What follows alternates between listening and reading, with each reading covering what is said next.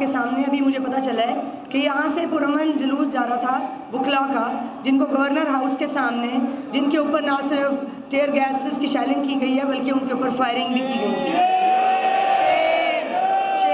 हम इसकी पुरजोर मजम्मत करते हैं और ये बात साबित कर रही है कि जो असल डीप स्टेट है वो किस तरफ इस मुल्क को लेकर जा रही है। इलेक्शन जो है इसका हल, इस पॉलिटिकल क्राइसिस का हल सिर्फ इलेक्शंस हैं और वो सिर्फ अदालत आलिया नहीं कह रही, वो हमारा कॉन्स्टिट्यूशन कह रहा है और कॉन्स्टिट्यूशन की सुप्रीमेसी एज बीइंग लॉयर्स हमारे लिए लाजमी है। अगर इस मुल्क के अंदर हम टाइम पे इलेक्शंस कंडक्ट नहीं करा सके, जो नज़र आ रहा है ये सारी एक डिलिब्रेट एफर्ट है इस मुल्क की जो डेमोक्रेसी है उसको डीरेल करने की, जो हमेशा की गई है। अभी भी हमें नज़र आ रहा है कि किस तरह ये लोगों को तशद्दुद का निशाना बनाया जा रहा है, किस तरह रेंजर्स को यहाँ पे एम्प्लॉय किया जा रहा है और किस तरह पुलिस फोर्सेस जो है वो रिफ्यूज़ कर रही हैं कि हम इलेक्शन कमीशन को कोई सपोर्ट नहीं करेंगे। ये साबित कर रही है बात कि इस गवर्नमेंट के क्या इरादे हैं और इस गवर्नमेंट के पीछे जो असल डीप स्टेट है उसके क्या यानी नेफेरियस डिज़ाइंस हैं, जिसकी वजह से लोगों को टॉर्चर भी किया जा रहा है और उनको यरगमाल बनाया हुआ, उनके अपने मुल्क के अंदर रियासत बनाई हुई है इन्हें, जिसकी हम शदीद मजम्मत करते हैं। मैं अब अपने इस हाउस को कंक्लूड करने से पहले और इन रेजोल्यूशंस पे आप दोस्तों की फाइनल यानी इंडोर्समेंट लेने के लिए मैं अपने सदर साहब को यहाँ पे दावत दूंगी कि वो उससे कुछ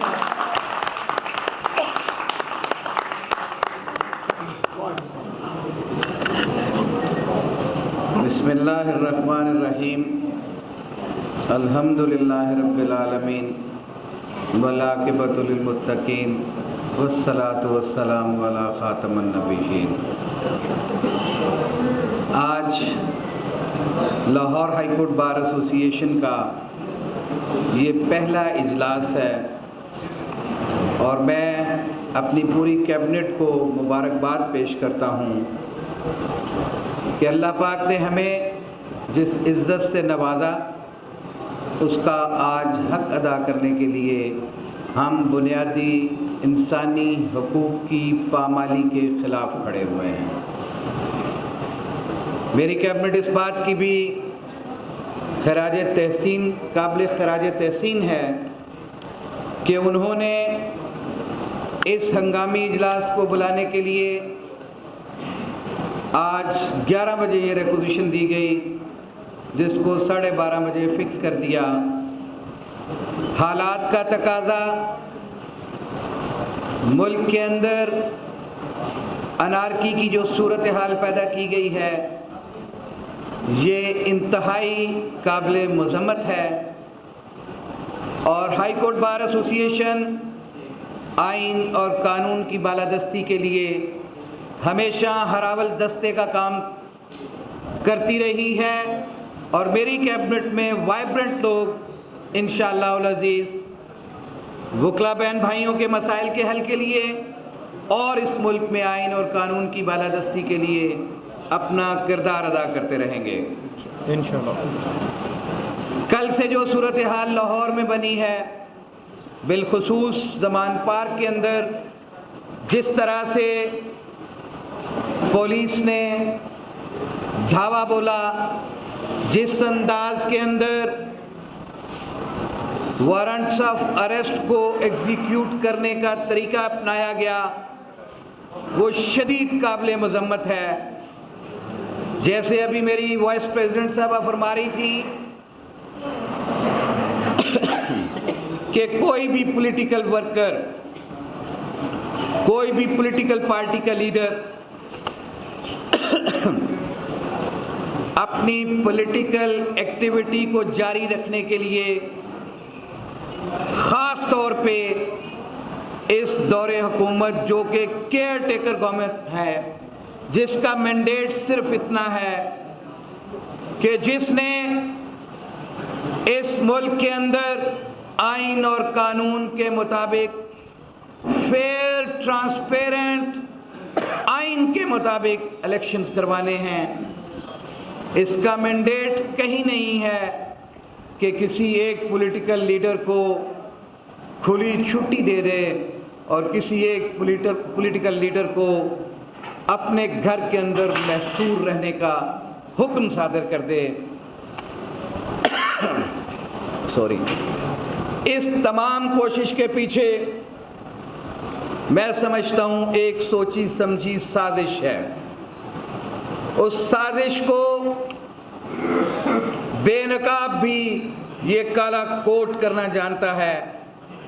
उस साजिश के सामने एक दीवार बन के भी हमेशा ये काला कोट खड़ा रहा है। आज भी जिस नाजुक मरहले से, जिस नाजुक मोड़ से आज अवामे पाकिस्तान गुजर रहे हैं, ये मुल्क गुजर रहा है, उसमें शदीद तशवीश है। लॉयर्स कम्युनिटी के अंदर इस बात को बहुत शदीद अल्फाज में मजम्मत किया जा रहा है कि इसका मैंडेट इलेक्शन करवाना है। इलेक्शन ना करवा के आइन और कानून के गद्दारी के मुर्तकिब होने जा रहे हैं।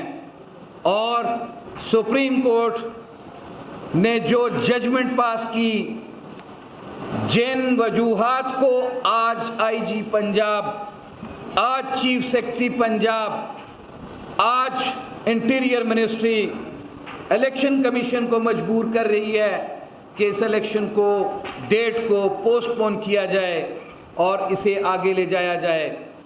ये हालात ऑलरेडी सुप्रीम कोर्ट के अंदर उस जजमेंट की हियरिंग के दौरान डिस्कस किया जा चुका है। आज ये जो तौजीहात पेश करके सुप्रीम कोर्ट की जजमेंट को फ्रस्ट्रेट किया जा रहा है, आज ये जो तमाशा लगाया हुआ है, इसमें वारंट की एग्जीक्यूशन तो एक ढोंग रचाया गया है, एक ड्रामा रचाया गया है, बल्कि वो हालात पैदा किए जा रहे हैं जिसके जरिए इस मुल्क के अंदर जमहूरी अमल को हमेशा हमेशा के लिए चलाने के लिए जो जजमेंट दी गई है उसको फ्रस्ट्रेट कर दिया जाए। मैं आज भी हुकूमत वक्त से और इनके आलाकार जो इस वक्त बैठे हुए हैं, मैं इनको पैगाम देता हूं कि ये फोर्सेस लगा के इस तरह का कहीं आप दोबारा सानहे मॉडल टाउन तो रिपीट नहीं करने जा रहे। खुदारा इस मुल्क का हर शहरी आइन के अंदर रहते हुए, कानून के अंदर रहते हुए राइट ऑफ प्रोटेस्ट भी रखता है, राइट ऑफ स्पीच भी रखता है। क्यों लोगों की जुबानें बंद कर रहे हो? क्यों लोगों को, अभी जैसे मेरी बहन ने बताया कि वकला की पुरअमन रैली के ऊपर तशद्दुद का और टीयर गैस की जो शेलिंग की गई है, उसकी लाहौर हाई कोर्ट बार शदीद अल्फाज में मजम्मत करते हैं। और आज के हाउस से मैं ये भी रिक्वेस्ट करवाऊंगा, मेरी ख्वाहिश है कि अगर किसी एक वकील को ज़ख्मी किया गया, किसी एक वकील का राइट, बुनियादी हक छीना गया, तो ये पूरी हाई कोर्ट बार एसोसिएशन नहीं, पूरे पाकिस्तान की बार एसोसिएशन, पूरे पाकिस्तान की बार काउंसिल जो हैं वो सरापा एहतजाज बनेंगी। और मैं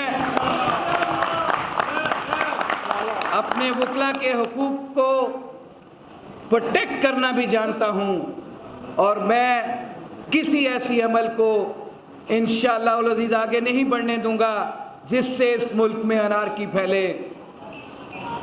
इसके बाद दूसरी बात अभी फारूक खोखर साहब ने कही,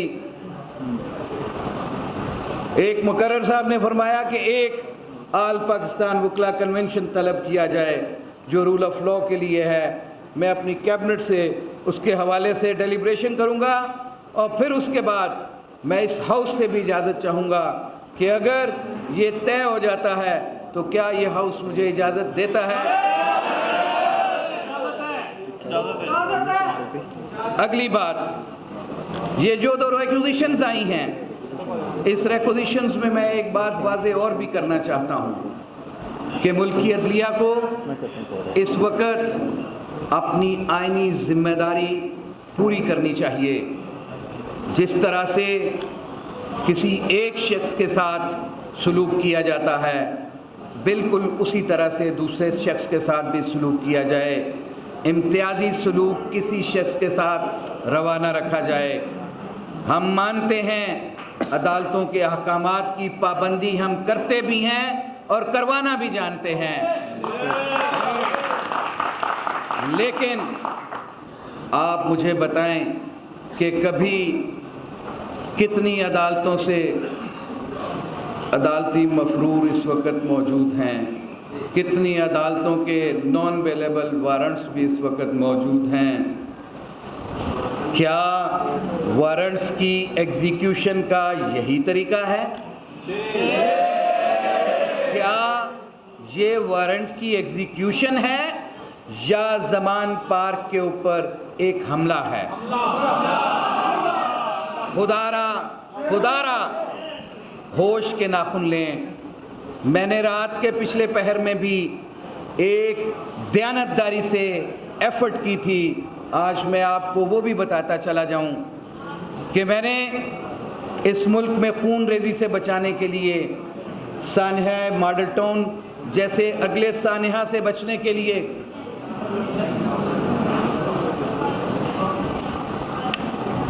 मैंने इस मुल्क में जिस तरह से इंसानी हकूक़ की पामाली हो रही थी, जिस तरह से पूरे पाकिस्तान के अंदर लोग सरापा एहतजाज थे, मैंने दयानतदारी से रात एक एफ़र्ट की। वो एफ़र्ट ये थी कि पहले मैंने इमरान खान साहब से मुलाकात की कि आपके नॉन अवेलेबल वारंट्स जो हैं उनकी एग्जीक्यूशन होना है, आप उसमें कोर्ट में पेश होंगे। तो उन्होंने उसी वक्त इस बात को तस्लीम किया कि मैं 18 तारीख को उस अदालत में पेश होऊंगा और इश्तियाक साहब मैं आपको अपना श्योरिटी मुकर्रर करता हूँ। जाएं आप इन ऐवान बाला में बैठे लोगों से बात करें और उन्हें कहें कि नाहक खून ना बहाएं, नाहक लोगों को तंग ना करें। 18 तारीख को इमरान खान उस कोर्ट में पेश होंगे।